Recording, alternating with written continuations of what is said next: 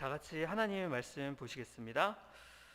오늘 하나님의 말씀은 신약성경 요한복음입니다. 신약성경 요한복음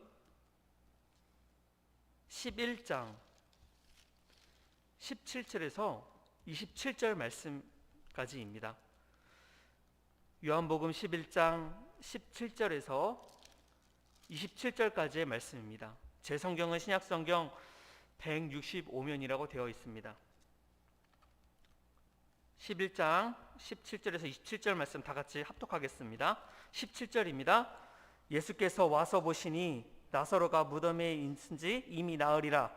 베다니는 예루살렘에서 가깝기가 한 오리쯤 되매 많은 유대인들이 마르다와 마리아에게 그와 오라버니의 일로 위로문하러 왔더니 마르다는 예수께서 오신다는 말을 듣고 곧 나가 맞이하되 마리아는 집에 앉았더라. 마르다가 예수께 여짜오되 주여 주께서 여기 계셨더라면 내 오라버니가 죽지 아니하였겠나이다. 그러나 나는 이제라도 주께서 무엇이든 하나님께 구하시는 것을 하나님이 주실 줄을 아나이다. 예수께서 이르시되 내 오라비가 다시 살아나리라. 마르다가 이르되 마지막 날 부활 때에는 다시 살아날 줄을 내가 아나이다. 예수께서 이르시되 나는 부활이요 생명이니 나를 믿는 자는 죽어도 살겠고 무릇 살아서 나를 믿는 자는 영원히 죽지 아니하리니 이것을 내가 믿느냐. 이르되 주여 그러하이다. 주는 그리스도시요 세상에 오시는 하나님의 아들이신 줄 내가 믿나이다. 아멘.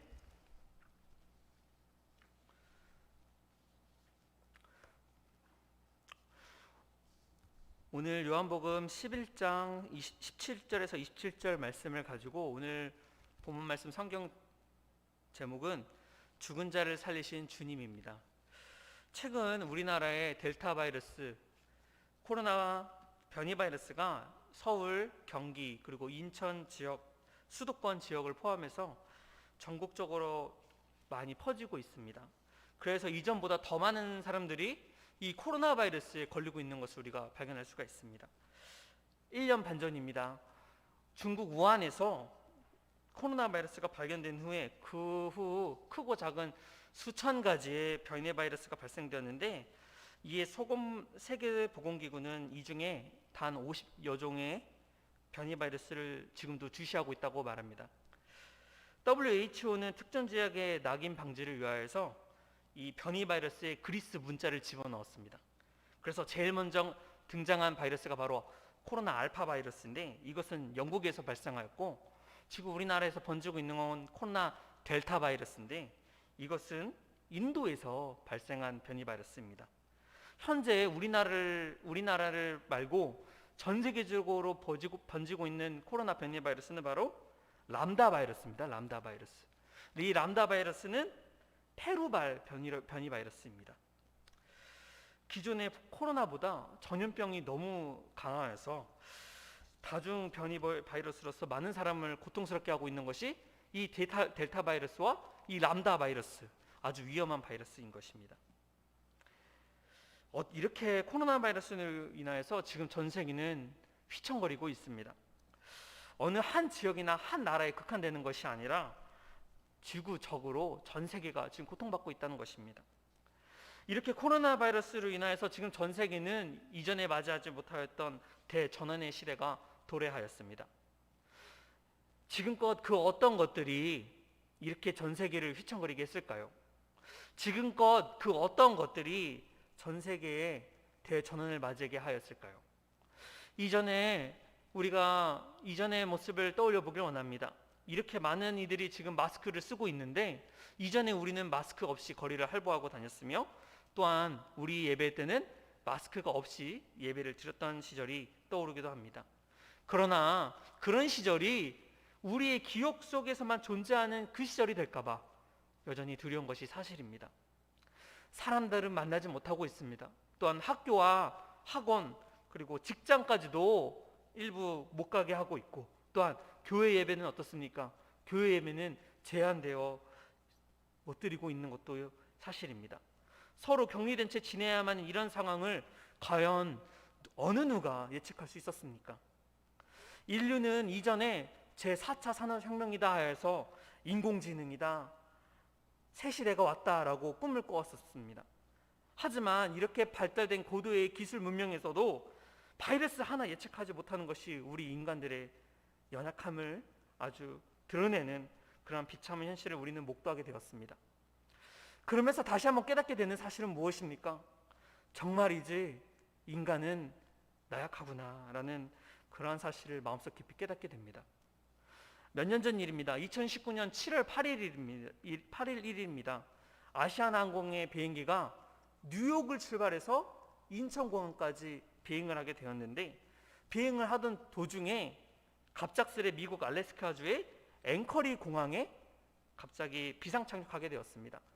왜 비상 착륙하였는지 사연을 들어보니, 이 아시아나 항공을 이용하였던 한국인 아이가 있었는데, 당시 8살 아이가 갑자기 경기 그리고 고열과 복통을 일으켜서 그 목숨을 위태롭게 되었다고 합니다.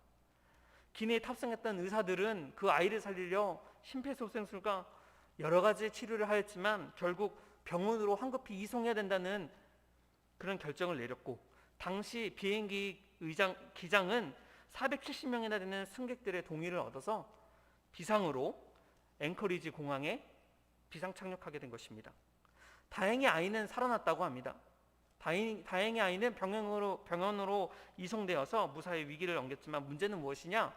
뉴욕을 출발해서 인천공항까지 가야 되는데 뉴욕에서 1시간 반밖에 지나지 않았기 때문에 안전한 착륙을 위해서 15톤이나 되는, 자그마치 15톤이나 되는 비행기 연료를 모두 소진했어야 했다고 합니다.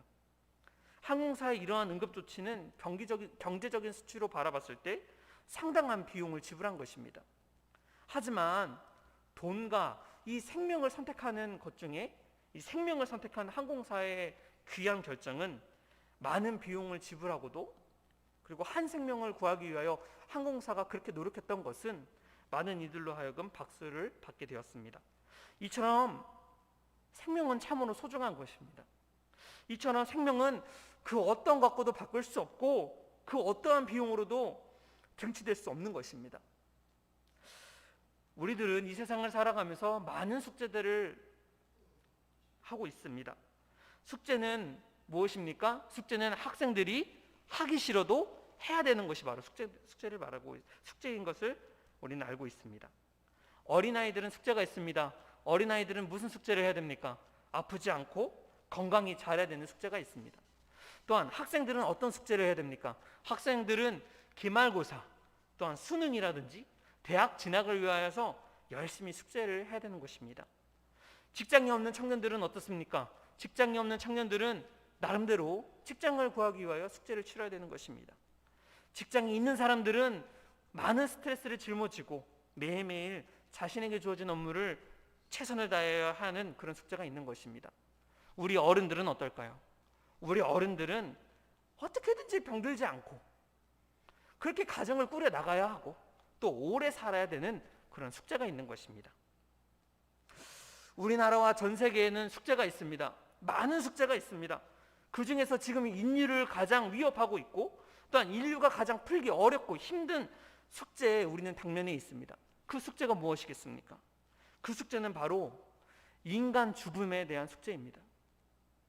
우리나라는 노인 인구가 갑작스럽게 늘게 되면서 갑자기 나도 모르는 사이에 노인분들이 돌아가시는 것을 우리는 많이 발견하게 됩니다. 요즘은 장례 문자가 오기라도 한다면 혹시 코로나로 인하여 돌아가신 것이 아닌가 이렇게 염려하게 된 그런 세상이 되어버린 것 같아서 많이 안타깝기만 합니다. 어쨌든 우리에게서는 이렇게 죽는 것에 대해서는 크게 느껴지는 것이 사실입니다. 하지만 어느 누구나 자는 것에 대해서는 크게 염려하지 않습니다. 남편이 아내가 자고 있다 그래서 혹시 죽었나라고 이렇게 염려할 사람은 아무도 없습니다. 사람이 잠을 들다 보면 눈을 감고 있고 숨만 쉬고 있지 죽은 사람과 그 모습이 똑같습니다.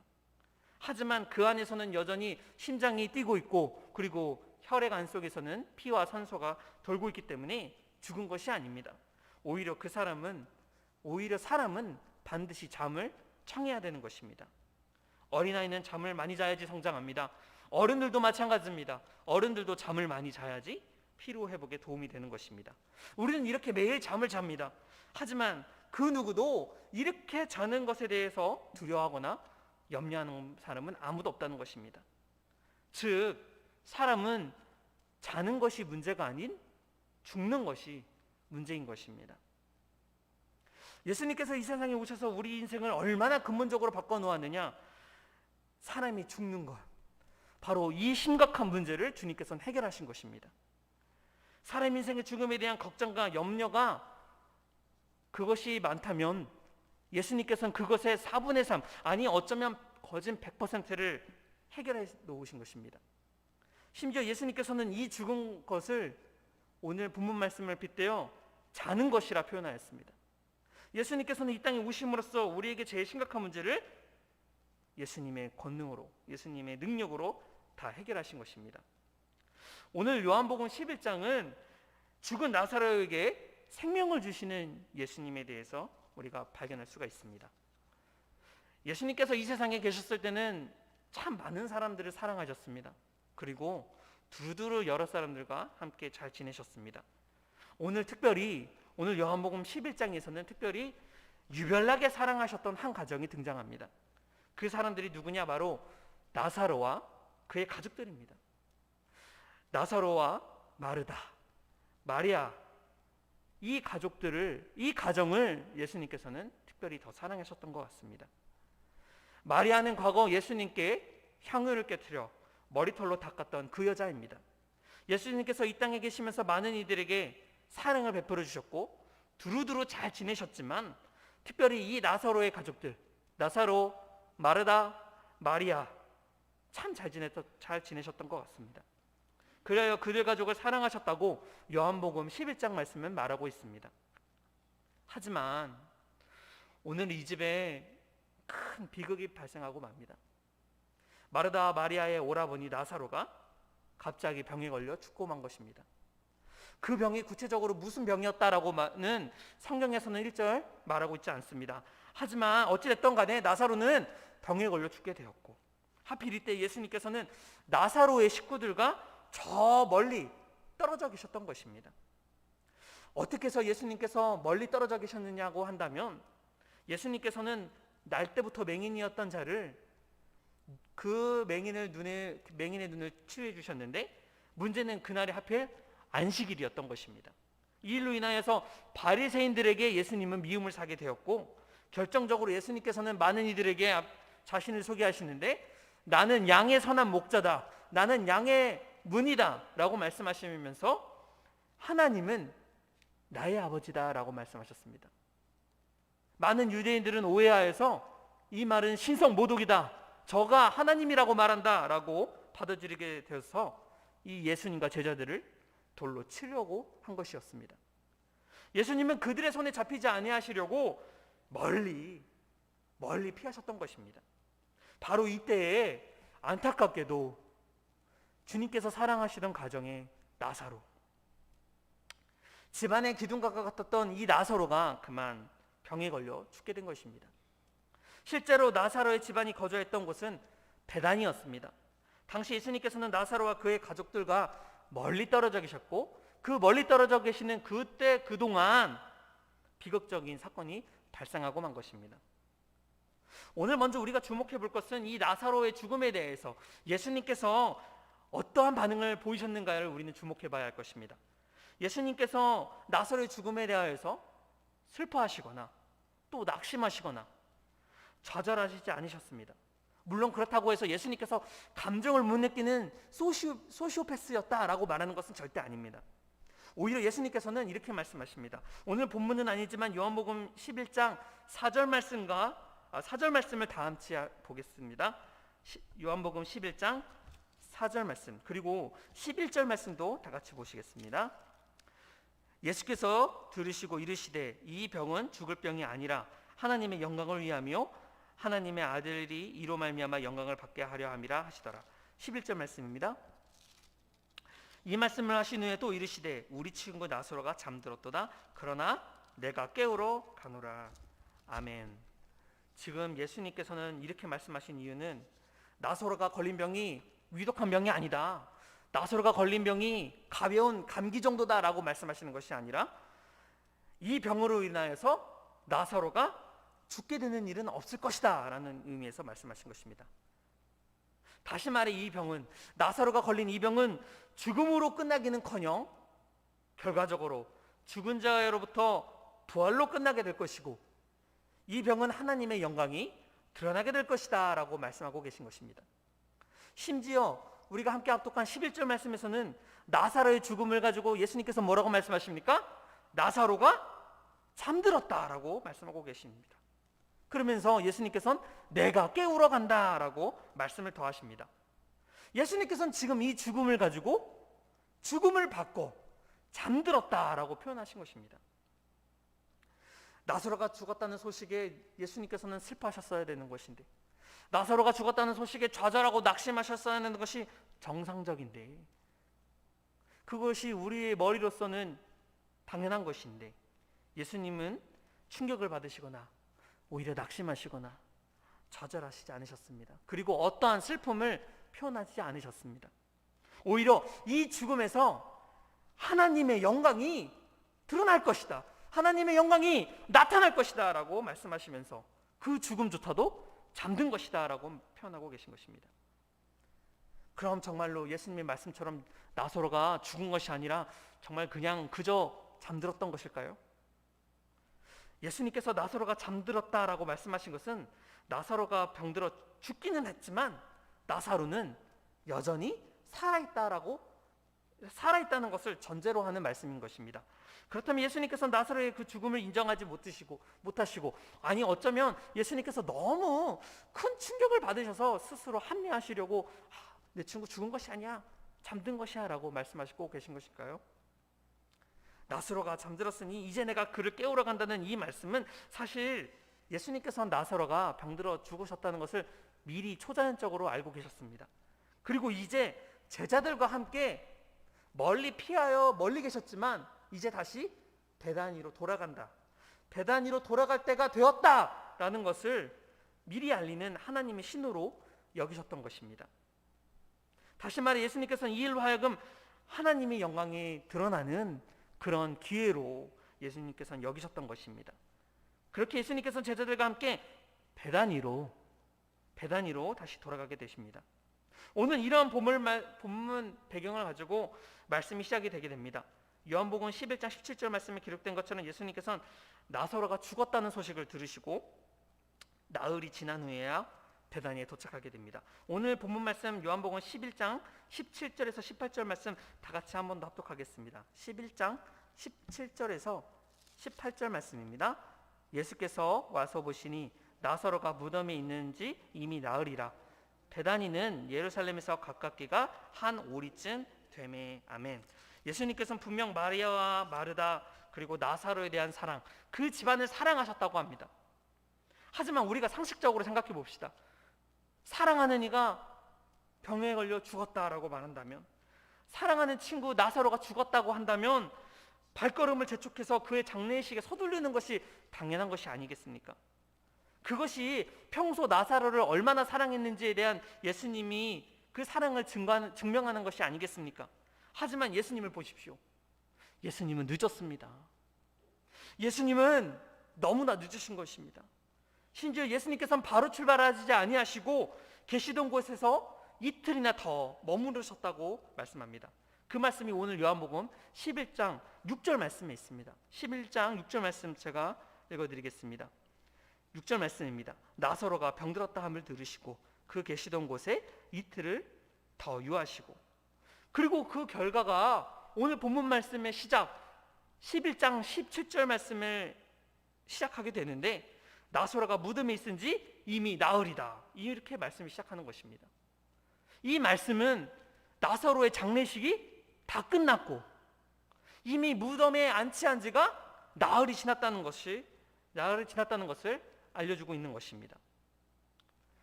나사로와 마르다 마리아, 그 가정을 사랑하셨다고 하는 예수님께서 왜 늦으신 것일까요?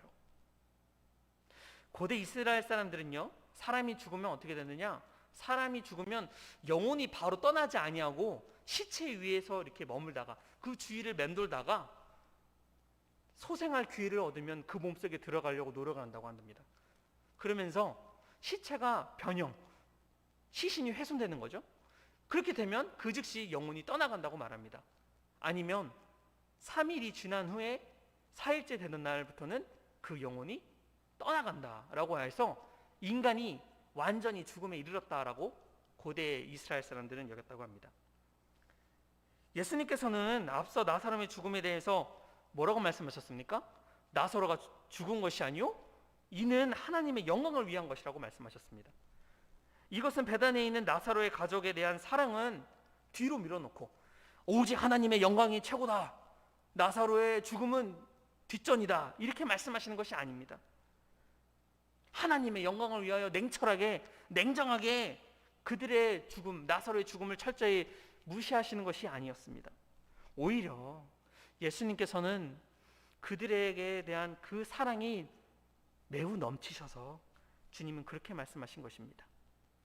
왜냐, 나사로는 비록 병에 걸려 죽게 되었지만 결과적으로 그 후에 있게 될 나사로의 부활은 최종적으로 하나님께 영광을 올려드리고 또 아들 예수 그리스도인 자신에게도 영광을 얻게 되는 그런 일인가 동시에 그 현장을 목격하는 마르다, 마리아, 그리고 그 기적을 맛보게 되는 장본인 나사로에게도 그 믿음에 더해지는 크게 유익한 일이 되기 때문이었습니다. 궁극적으로 나사로의 죽음이 늦어진 그 이유, 나사로의 죽음에 늦게 참석한 그 예수님의 행동은 나사로와 그의 가족 마르다, 마리아, 그리고 그뿐만 아니라 예수님의 제자들, 그리고 장례에 참석한 그 모든 이들에게 주님께서 그들의 믿음을 극적으로 견고케 하시려고, 극적으로 그들의 믿음을 단단하게 하시려고, 성장하게 하시려고 하셨던 예수님의 의도 있는 행동이었던 것입니다. 그래야 예수님께서 나사로의 소식을 듣고 나서도 의도 있게 이틀이 지난 후에 출발하신 것은 사람의 뜻대로 움직이는 것이 아니라, 사람의 의도대로 움직이는 것이 아니라 오직 아버지 하나님께서 정하신 때를 예수님께서는 기다렸다는 것입니다.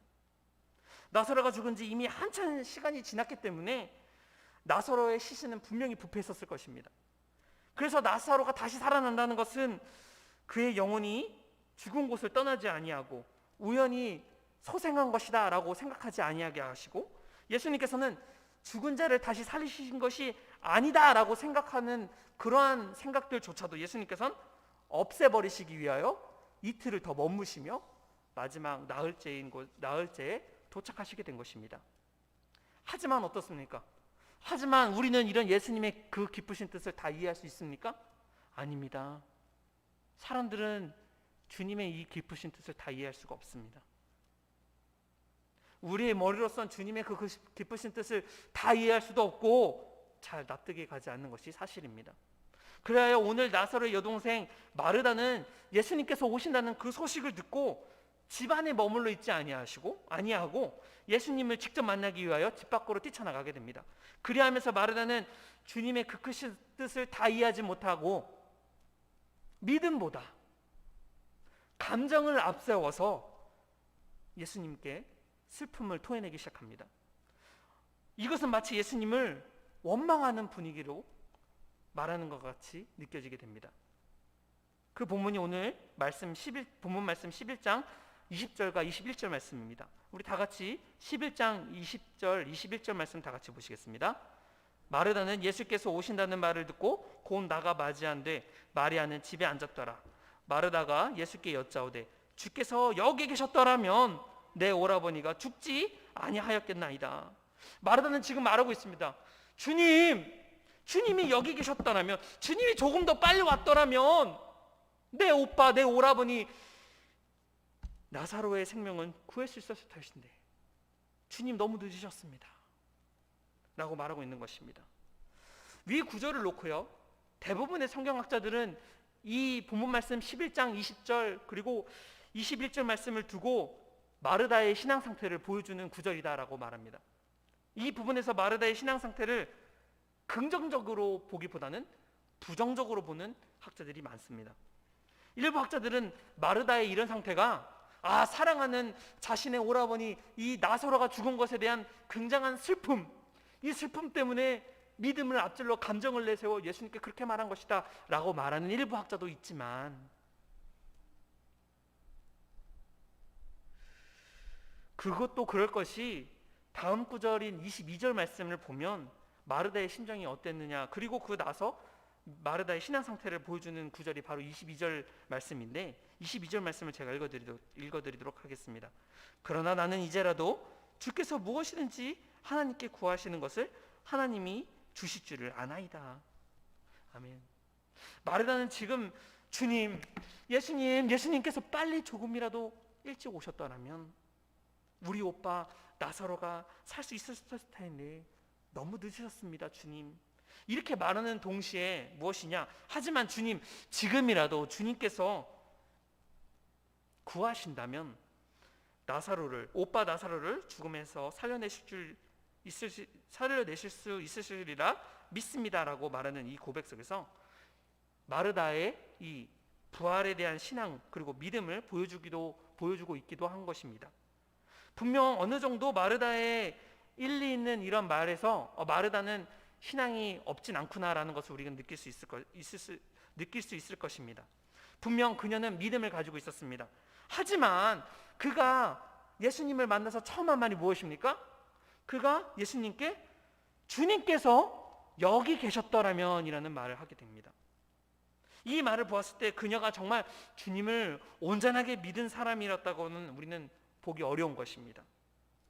성경에서는요, 예수님께서 죽은 자를 살리신 사건들이 많이 등장을 하게 됩니다. 그 중에서도 우리가 너무나 잘 아는 해당장 야이로의 딸을 살리신 사건은 예수님과 그의 제자들 그리고 마르다도 분명히 잘 알고 있었을 것입니다. 왜냐하면 예수님께서 회당장의 죽은 딸을 살려내신 이 사건은 성경에서도 손꼽히는 위대한 사건이기 때문입니다. 당시 예수님께서는 야이로의 딸에게 딸아이가 죽은 것이 아니라 잔다라고 말씀하십니다. 나사로의 죽음과 똑같이 반응하신 것입니다. 사람들은 그런 예수님을 비웃었습니다. 예수님께서는 아이의 손을 잡고 뭐라고 말씀하십니까? 달리다 굼, 소녀여 일어나라 라고 말씀하십니다.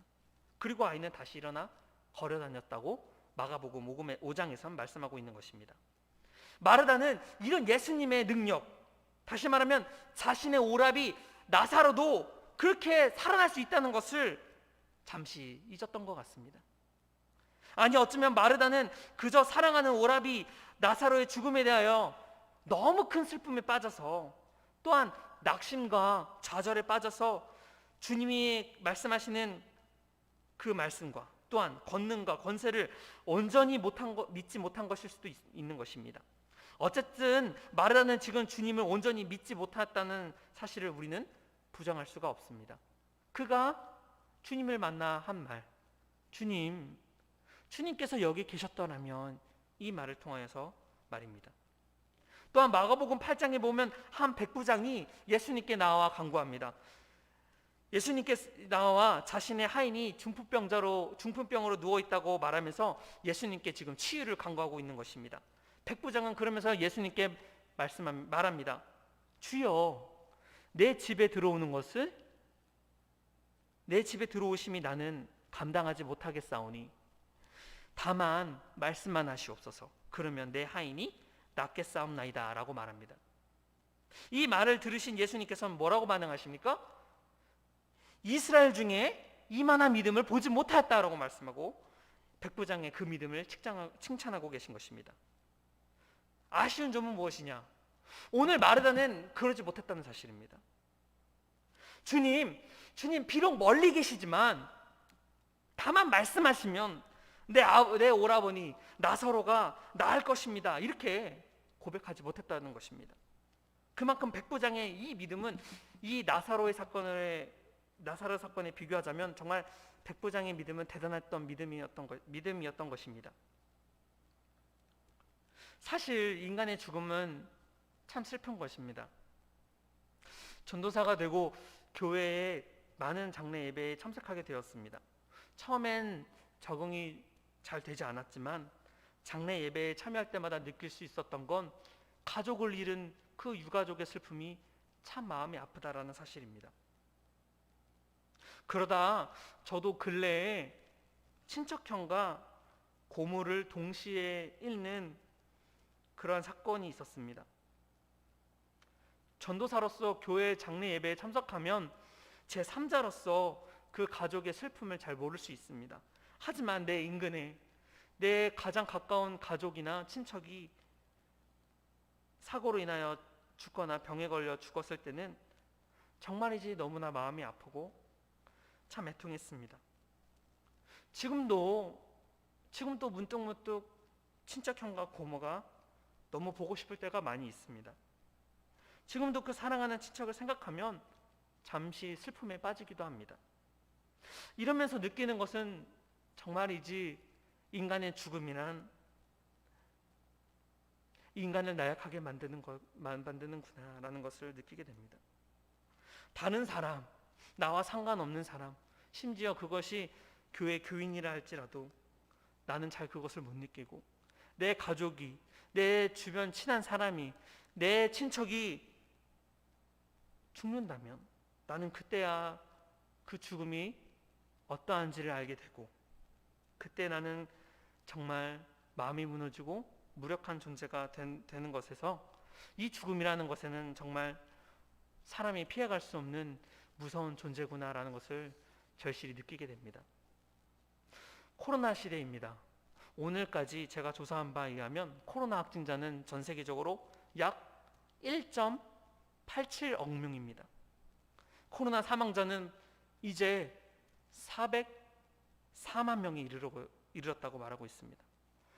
불행하게도 이제는 한자 큰 대자를 써서 대코로나 시대라고 불러야 할지 모르겠습니다. 눈에 보이지 않는 그 작은 바이러스가 우리 인류를, 전 세계를 이렇게 요동시키며 많은 이들을 죽음으로 몰아가고 있는 것입니다. 아직까지 다행스럽게 우리 교회나 저에게서는 직접적인 그러한 코로나로 인하여서 큰 피해를 입고 돌아가신 분이 없어서 아직 잘 못 느끼고 있는 걸 수도 있습니다. 하지만 이 와중에 내 가족이, 내 제일 친한 사람이, 내 친척이 먼저 그렇게 하늘나라로 가게 된다면 그 슬픔은 정말이지 말로 못할 것입니다. 이때 우리가 하나님께 믿음이 약해져 질문하는 것이 있습니다. 하나님, 왜 데려가십니까? 하나님, 지금 어디 계십니까? 라고 믿음이 연약해져서 그렇게 질문할 때가 종종 있습니다. 아니, 어쩌면 내 사랑하는 가족을 잃는다면 감정이 북받쳐 주님 정말 억울합니다. 주님 지금 뭐하고 계십니까? 주님 살아 계십니까? 라고 주님을 원망하는 사람도 분명히 있을 것입니다. 나는 절대 그렇지 않아. 무슨 말씀입니까? 난 그렇지 않습니다.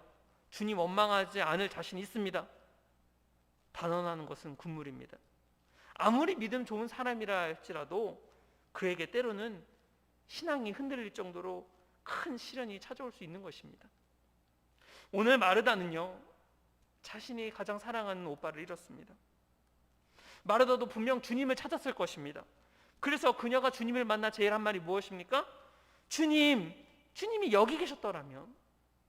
이 말에서 마르다는 지금 주님 어디 계십니까? 주님의 행방을 묻습니다 라고 했었을 것입니다. 아니, 어쩌면 오늘 마르다의 모습은 곧 우리의 나약한 모습이 될 수도 있을 것입니다. 그만큼 이 죽음이란 존재는 멀리 있을 땐 모르지만 내 인근에 다가오면 우리는 참 비참한 존재가 되고 또한 우리가 슬픔과 좌절을 맛보게 되는 이러한 힘 있는 어둠의 권세이기 때문입니다. 그런 우리에게 오늘 예수님께서는 강하고 그리고 확신에 찬 목소리로 말씀하십니다. 이 죽음에 대해서 두려워하는 우리에게 죽음을 극복할 수 없는 우리에게 주님은 확신에 찬 그리고 강하게 말씀하십니다. 그 말씀이 오늘 요한복음 11장 23절에서 26절 말씀입니다. 다 같이 23절과 26절 말씀 다 같이 보시겠습니다. 예수께서 이르시되 내 오라비가 다시 살아나리라. 마르다가 이르되 마지막 날 부활 때에는 다시 살아날 줄을 내가 아나이다. 예수께서 이르시되 나는 부활이요 생명이니 나를 믿는 자는 죽어도 살겠고 무릇 살아서 나를 믿는 자는 영원히 죽지 아니하리니 이것을 내가 믿느냐. 이르되 주여 그러하이다. 주는 그리스도시요 세상에 오시는 하나님의 아들이신 줄 내가 믿나이다. 아멘. 주님께서는 지금 죽음에 대하여 좌절하고 있고 낙심하고 있고 슬퍼하는 마르다에게 말씀하십니다. 마르다야, 내 오라비가 다시 살아나리라. 나는 부활이요 생명이니. 지금 이렇게 주님께서는 짧지만 강력하게 강하게 말씀하고 계십니다. 하지만 우리 마르다의 반응을 보시길 원합니다. 마르다의 반응은 어땠습니까? 지금도 그 주님의 말씀이 안 믿어지고 있는 것입니다. 하지만 그녀에게 믿음이 전혀 없었다는 것은 아닙니다. 그녀가 말합니다. 주여, 마지막 날에는 그 부활 때는 다시 살아날 줄을 믿습니다. 마르다는 지금 최후 종말에 대한 진리, 마지막에 있을 진리에 대해서는 잘 믿고 있는 것입니다. 하지만 그때가 언제인지는 모릅니다. 주님이 다시 오실 그때가 언제인지는 모르지만 주님이 다시 오실 그때에 우리 모든 믿는 성도가 다시 부활할 줄은 내가 믿습니다 라고 이렇게 말하고 있는 것입니다. 이것은요, 우리 하나님을 믿는 모든 성도들은 다 믿을 줄 아는 가장 기본적인 것입니다. 아무것도 아니란 말입니다. 하지만 지금 가까이 주님께서 당장 일으키실 진리, 내 오라비가 살리라. 주님께서 이렇게 분명히 말씀하셨는데 하지만 그녀는 그 말씀을 지금 믿지 못하고 있는 것입니다. 이 말씀은 지금 죽은 지 꽤 오래된 시신, 무덤에 안치된 지 오래되어서 썩은 냄새가 나는 그 시체가 다시 일어난다는 것을 그녀는 믿지 못하는 것입니다. 마르다는 최종적인 진리, 최후적인 그러한 진리에 대해서는 너무나 잘 믿었습니다. 그리고 마리아는 오늘 말씀 요한복음 11장 27절 말씀에 대하여선 고백적인 진리에 대해서도 의심하지 아니하고 너무나 잘 믿는 모습을 보여주고 있습니다. 고백적인 진리가 무엇이겠습니까? 오늘 요한복음 11장 27절 말씀엔 마르다의 고백적인 진리의 말씀이 있습니다. 27절 말씀입니다. 이르되 주여 그러하이다. 주는 그리스도시요 세상에 오시는 하나님의 아들이신 줄 내가 믿나이다. 이것은 그녀의 신앙 고백입니다. 하지만 그녀는 이러한 신앙 고백도 너무나 잘 믿었고 잘 고백하였지만 당장 눈앞에 일어난 어떠한 실제적인 믿음 앞에서는 그녀는 그 말씀을 믿지 못하는 것입니다. 만약 마르다가 믿었더라면 마르다는 이렇게 말했을 것입니다. 그러합니다, 주님. 주님께서 반드시 내 오라비를 살려내실 것입니다. 내가 믿습니다 라고 말했을 것입니다. 그러면서 마르다는 분명 슬픔과 좌절, 낙심 속에 살았던 그 마르다는 이제는 그 말씀을 믿음으로 말미암아 주님께서 주시는 마음의 평안을 얻고 그 마음의 평안 속에서 그의 믿음이 작용하여서 하나님의 영광을 보게 되는 놀라운 일이 일어났을 것입니다. 하지만 마르다는 끝까지 믿지 못합니다. 오직했으면 오늘 본문을 넘어서 요한복음 11장 40절과 41절 말씀엔 예수님께서 말씀하십니다. 요한복음 11장 39절과 40절 말씀입니다. 요한복음 11장 39절과 40절 말씀. 예수께서 이르시되 돌을 옮겨 놓으라 하시니 그 죽은 자의 누이 마르다가 이르되 주여 죽은 지가 나흘이 되었음에 벌써 냄새가 나나이다. 예수께서 이르시되 내 말이 내가 믿으면 하나님의 영광을 보리라 하지 아니하였느냐 하시니. 아멘. 마지막까지 예수님께서 뭐라고 말씀하십니까? 내 말을 내가 믿으면 하나님의 영광을 보리라 하지 아니하였느냐? 이렇게 마르다에게 말씀하고 계신 것입니다. 주님은 그러면서 마르다의 믿음과 상관없이 분명하게 말씀하십니다. 25절과 26절에 나는 부활이요 생명이다. 나를 믿는 자는 죽어도 살겠고 무릇 살아서 나를 믿는 자는 영원히 죽지 아니하는 것을 네가 믿느냐라고 말씀하고 계신 것입니다. 사실 오늘 말씀을 묵상하면서 저는 마르다를 비난할 마음도 그런 마음이 조금도, 그리고 추호도 없습니다. 사실 어쩌면 저와 여러분, 우리의 모습이 마르다와 전혀 다르지 않다는 것을 저는 깨닫게 됩니다. 우리는 마르다처럼 멀리 있는 진리는 잘 믿습니다. 내가 죽으면 어디 갑니까? 천국, 하늘나라 갑니다. 믿습니다. 아멘.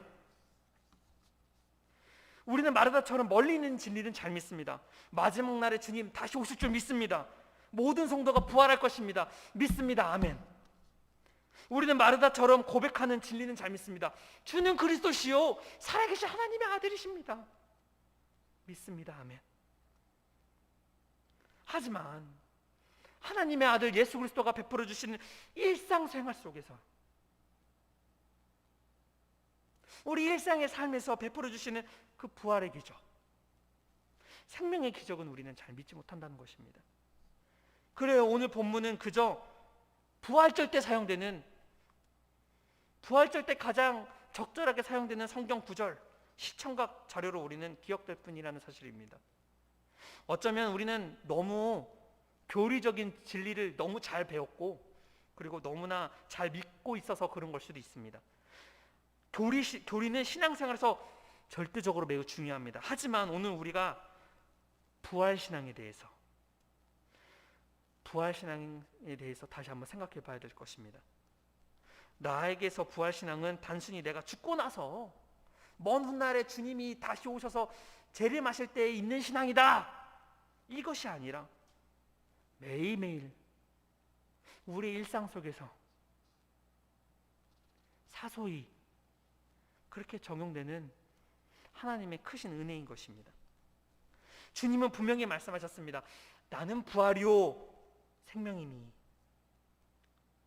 우리는 주님의 말씀을 믿는 자들입니다. 우리가 이 죽음의 시대라고 일컫는 이 코로나 시대에서 하루가 멀다고 죽음을 맞이하는 자들을 목격하게 됩니다.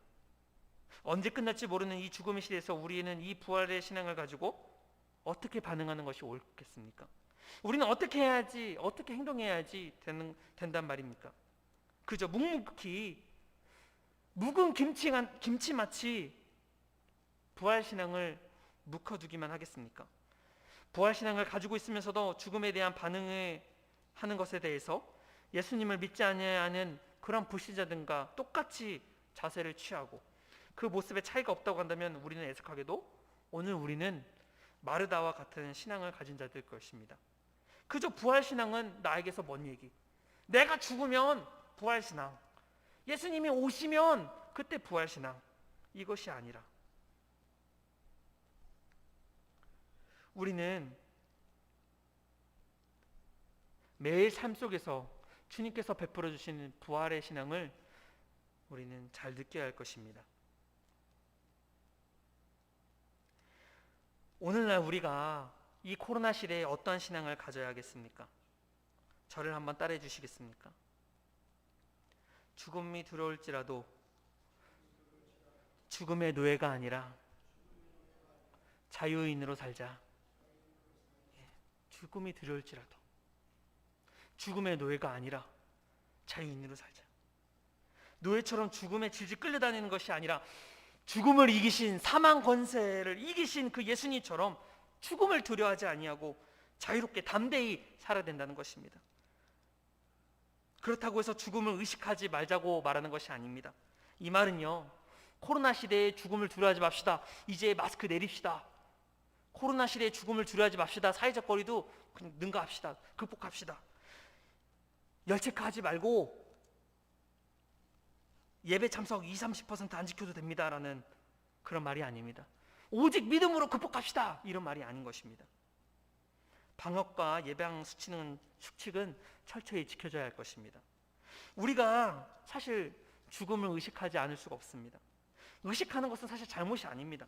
문제는 무엇이냐? 문제는 죽음을 의식하는 것에, 그것에 질질 끌려다니는 것, 그것이 문제인 것입니다. 마르다는 주님을 직접 목격한 사람입니다. 주님을 직접 목격한 은혜를 받은 사람입니다. 우리는 주님이 우리 안에 계시는 은혜를 받은 사람입니다. 다시 말해 마르다는 부활이요 생명 되신 예수님이 곁에 있었고, 그 당시에 우리는 부활과 생명 되신 주님이 지금 어디에 계십니까? 우리 안에 계신 것입니다. 그러므로 죽음을 이기신 주님이 우리 안에 계시니 우리는 당연히 죽음을 두려워해야 할까요? 아니면 두려워하지 말아야 할까요? 두려워하지 말아야 하는 것입니다. 슬픔을 당하여도 자유인으로서 그것을 슬퍼해야 되는 것이고, 죽음의 두려움과 공포도 느낄 수 있겠지만 자유인으로서 그 죽음을 극복해야 되는 것입니다. 하지만 오늘날 저와 여러분은 혹시 이 죽음에 대해서 자유하지 못하고 있다고 한다면 그것은 우리의 신앙을 되돌이켜 봐야 되는 것입니다. 부활과 생명 되신 예수 그리스도를 더욱 의지하고 실제적인 그런 믿음, 그리고 신뢰하는 저와 여러분, 우리 남보전원교회 사랑의 가족들 되길 주님의 이름으로 소원합니다. 이제 말씀을 정리하겠습니다. 날씨가 많이 덥습니다. 어젯밤도 너무 더워서 에어컨을 이제 틀기 시작했던 것 같습니다. 날씨가 이렇게 더워지고 있는 상황 속에서 다행히 바람은 불고 있습니다. 바람이 불면 꽃잎들도 이제 우수수 떨어질 것입니다. 하지만 바람이 불 때 안 날아가는 것이 있습니다. 그것을 아십니까? 바람이 불 때 안 날아가는 것, 사람, 나무, 집, 자동차와 같이 무게가 있는 것들은 바람이 불어도 안 날아갑니다. 여러분, 코로나가 계속해서 변이하고 있습니다. 코로나도 나사로의 병과 같이 분명 궁극적으로 하나님의 영광이 드러나는 그 일에 사용될 줄 믿습니다. 하지만 애석하게도 이 죽음의 바람은 당분간 그치지 않을 것입니다. 죽음의 코로나 바람이 불면 분명 많은 생명들의 그 빛이 꺼져갈 것입니다. 하지만 코로나 바람에도 안 날아가는 것이 있습니다. 여러분 그거 아십니까? 코로나 바람에도 흔들리지 않는 것은 바로 신앙의 무게일 것입니다. 신앙의 무게. 오늘 우리가 가져야 될 신앙, 다시 말해 우리 안에서 신앙의 중심을 무겁게 할 신앙이 무엇이냐? 한 번만 더 따라해 주시겠습니까? 코로나 바람에도 흔들리지 않는 부활신앙을 가지자. 코로나 시대에도 흔들리지 않는 부활신앙을 갖는 저와 여러분 되길 진심으로 소원합니다. 우린 비록 죽음의 바람을 맞이하고 있습니다. 언제 끝날지도 모릅니다. 우린 이 바람을 피할 수 없습니다. 그러나 바람이 아무리 세게 분다 할지라도 우리는 흔들리지 말아야 될 신앙이 있습니다. 단순히 부활신앙이라고 해서 먼 훗날 내가 죽은 뒤의 부활신앙, 나중에 예수님이 오실 때의 부활신앙, 이것이 아니라 날마다 나의 이 생명을 지켜주시는 주님, 우리의 생명을 보존해 주시고 인도해 주시는 그 주님의 은혜에 감사하며 부활과 생명 되신 주님을 찬양하는 우리 저와 여러분, 우리 사랑의 남보전원교회 가족들 되길 주님의 이름으로 축복합니다. 다 같이 찬송하겠습니다. 180장 찬송하겠습니다.